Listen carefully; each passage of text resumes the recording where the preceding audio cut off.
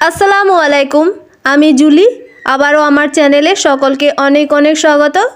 আমরা বাঙালিরা মিষ্টি খেতে বরাবরই খুবই পছন্দ করি, সেটা দোকানের মিষ্টি হোক কিংবা বাড়ির তৈরি যে কোনো নাড়ু হোক।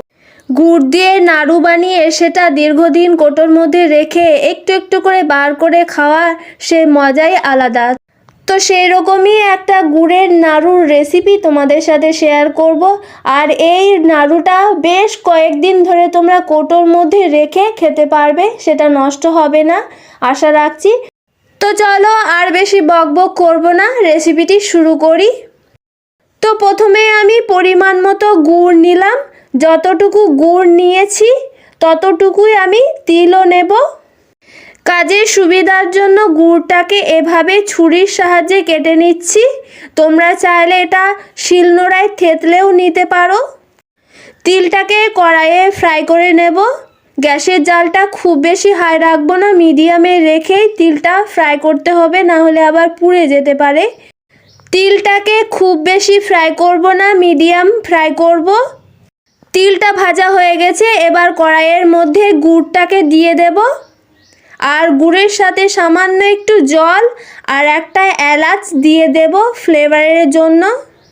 তোমরা চাইলে এলাচটা ভালোভাবে গুড়েও দিতে পারো, আমি একটু সামান্য থেতলে নিয়েছি। এবার গুড়টাকে অনবরত এভাবে নাড়তে হবে যাতে কড়াইয়ের নিচে না লেগে যায়। গ্যাসের জালটাও খুব বেশি হাই রাখবো না, মিডিয়ামেই রাখবো। নাড়ু বানানোর জন্য গুড়টা পারফেক্টভাবে তৈরি হয়েছে নাকি সেটা দেখার জন্য জলের মধ্যে সামান্য একটু গুড় ফেলিয়ে দেখব। আর যদি গুড়টা হাতের মধ্যে চিটচিট করে লেগে থাকে তাহলে জানবে গুড়টা হয়নি। আর যদি হাতে না লেগে যায় তাহলে জানবে গুড়টা তৈরি হয়ে গেছে নাড়ুর জন্য। তো আমি হাতে লাগিয়ে দেখলাম, গুড় হাতে লাগছে না।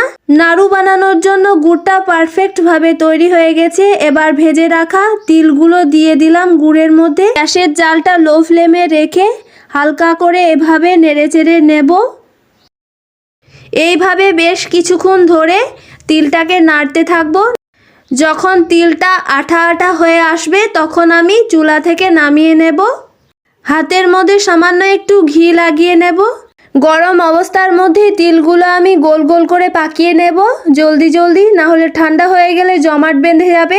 সেজন্য তাড়াতাড়ি পাকাতে হবে নাড়ুগুলো। সমস্ত নাড়ুগুলোকে এভাবে গরম গরম গোল গোল করে নিতে হবে। সমস্ত নাড়ুগুলো গোল গোল করা হয়ে গেছে আমার। সুপার টেস্টি নাড়ু তৈরি হয়ে গেছে। এবার আমি টেস্ট করে দেখব। খুবই দুর্দান্ত হয়েছিল খেতে। তো তোমরাও অবশ্যই ট্রাই করো বাড়িতে এটা। রেসিপিটা কেমন লাগলো তোমাদের সেটা অবশ্যই কমেন্টে জানিও। ভালো লাগলে ছেড়ে যাওয়ার আগে একটা লাইকও করে দিও। আর আমার চ্যানেলে নতুন সদস্য হয়ে থাকলে চ্যানেলটা সাবস্ক্রাইব করে পাশের বেল আইকনটা ক্লিক করে রেখে দিও নতুন নতুন আপডেট পাওয়ার জন্য। তো আজকের মতো টাটা, দেখা হচ্ছে পরবর্তী ভিডিওতে নতুন একটি রেসিপি নিয়ে।